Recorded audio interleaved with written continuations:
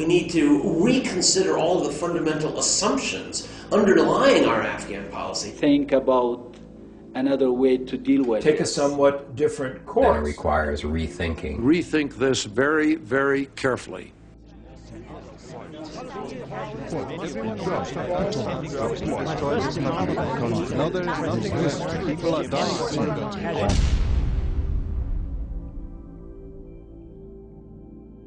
President Obama has ordered the first major military deployment of his presidency. We learned late today he's sending an additional 17,000 American troops to Afghanistan. The rural nature of Afghanistan, 50% of Afghanistan is basically rural. The rural nature of Afghanistan is precisely why the United States cannot defeat the Taliban militarily, because the United States only has the forces to go and control certain urban areas. And when I say urban areas, I mean like 7 or 8 houses in a crossroads is considered an urban area. And they only have the ability to control these sorts of things. They don't have the troop size, nor could they conceivably ever have the troop size to actually control the countryside. It would require hundreds of thousands of troops in every village, which is not a tenable situation whatsoever. If we look at Afghanistan, what we can see is, I think, the application of a faulty lesson. What I think the Obama administration is doing is believing that, well, if 20,000 extra troops suppress violence in Iraq, maybe 30,000 extra troops will suppress violence in Afghanistan. And I think that they're likely to be disappointed. Given the size of the population, given the lack of development, lack of infrastructure, the number of troops that the administration is talking about really hardly amounts to more than a drop in the bucket. You need a ratio of something like 1 combat force soldier for every 40 people in the country. And what that equates to in Afghanistan is well over 250,000 Western combat forces. You see, you need to learn from history that there were 500,000 Soviet troops in Afghanistan, and they could not contain the Afghan resistance. A military solution is not going to bring resolution here. If it would have, then the Russians had over 500,000 soldiers engaged here. The British were actually, they had the territory all around here, and they had the largest concentration of British troops during those times, and they chose to let it govern itself. So, I mean, it's important to look at some of those, lessons from history and see why was that done, and how will it be different today. The Afghans are probably the world champions in resisting foreign domination and infiltration into their country. They showed this to the Russians in the 20th century. They showed it to the British in the 19th century. But to try and change a society which has never, ever been able to, by force, be changed. It's been known as a graveyard of many great armies. And it is not a place where you can bring about change by force. Я тогда начал понимать, что что-то неправильно мы делаем. Потому что если мы делали правильно, народ против нас не пошел. И вот с этого дня я начал замечать, что люди против нас. Уже взгляды были другие, действия были другие. И с каждым днем росло сопротивление населения. Они начали организовывать отряды, формирование, пошла помощь. Иская вот с этого с января, с февраля 80-го года до самого вывода до февраля 89-го года, негатив к нам шел по нарастающей. ABC News has taken a poll in Afghanistan. It shows that after 7 years there, less than half of Afghans view the U.S. favorably. 30,000, 100,000, as many as they come, they will increase the casualties. They will destroy our country, and there will be casualties to their forces also. We don't want the Americans to build us roads or bridges. We just want them to leave.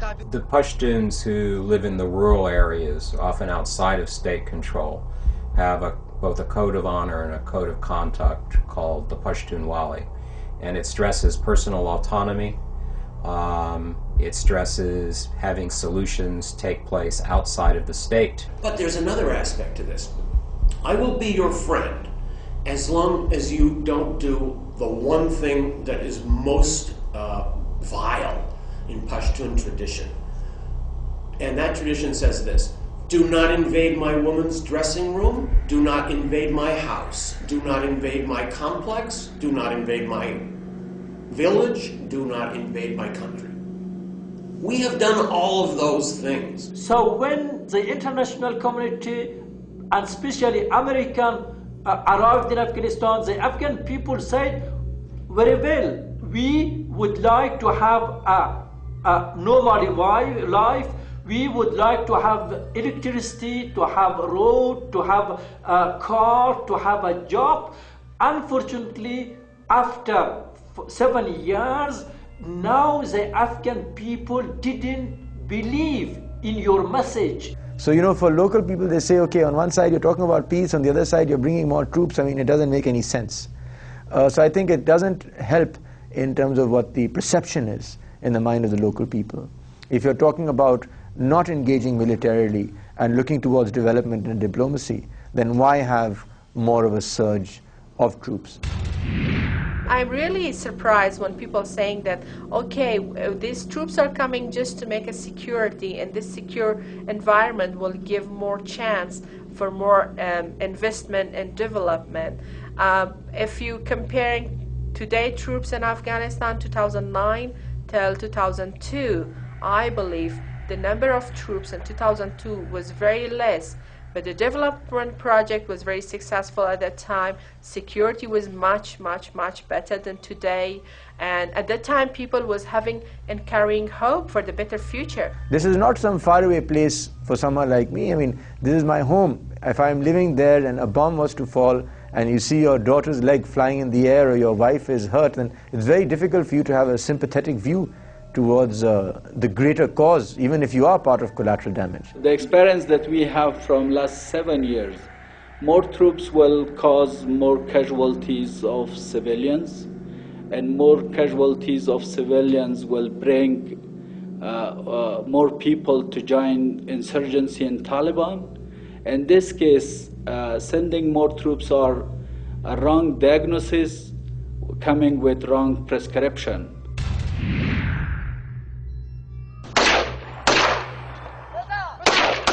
Until just over a month ago, these men were serving the Afghan government as police patrolling the border with Iran. Now they answer to the Taliban. Their goal is to drive all foreign troops out of Afghanistan. Our soil is occupied by Americans, and I want them to leave this country. That's my only goal.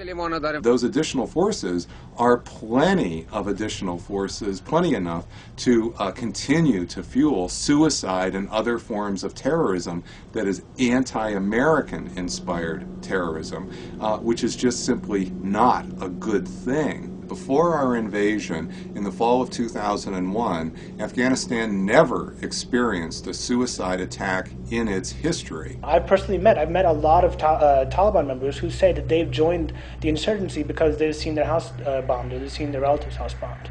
But I'm sure that it would be the same here in the United States. If you were to have a central force, even be it a US Army, go into Michigan even, or any particular state in America, and you were to see the big Humvees outside and they were to stop people and check them and ask them questions and go into their homes and hold a gun on their daughters' heads, I'm sure that even people here in the United States will react in a similar way that people in this area react to such a thing. I think, Madam Secretary-Designate, we're on the wrong track. And I think unless we rethink this very, very carefully, we could raise the stakes, invest America's reputation in a greater way, as well as our treasure, and wind up pursuing a policy that is frankly unpursuable, unachievable. The idea of sending more troops to Afghanistan troubles me for several reasons. First of all, I think it sends a signal that we consider this to be a military problem. When you have a military problem that can't be controlled with the resources you're sending, you send more troops. But that only works if it's a military problem. And what we're facing in Afghanistan is not a military problem. You know, we need to remind ourselves, we are not Afghani. We are not Iraqi. We need to remind ourselves that we are sending hundreds of thousands of people into these countries who do not share the religion, who do not understand the culture, who do not have kinship relations with local people, and who do not even speak the language. There is a need of, for U.S. to think about another way to deal with this, not in the fighting way. Вот они уже сколько, с 2001 года? Вот уже 8 лет. Ни туда, ни сюда. Поэтому я уверен, что будут приниматься какие-то другие решения. Уже понятно, что военного решения там нет. The issue in Afghanistan, an issue of a government that lacks legitimacy and a country that faces severe unrest and instability, there is no way that simply sending any number of U.S. troops is actually going to provide an antidote to the basic problem. If there were simple solutions, one hopes we would have already imposed them, and we wouldn't be talking about this. But it requires a lot, and it requires rethinking what is actually necessary in Afghanistan. What can we do? What can we not do? And what's the best way to carry it out?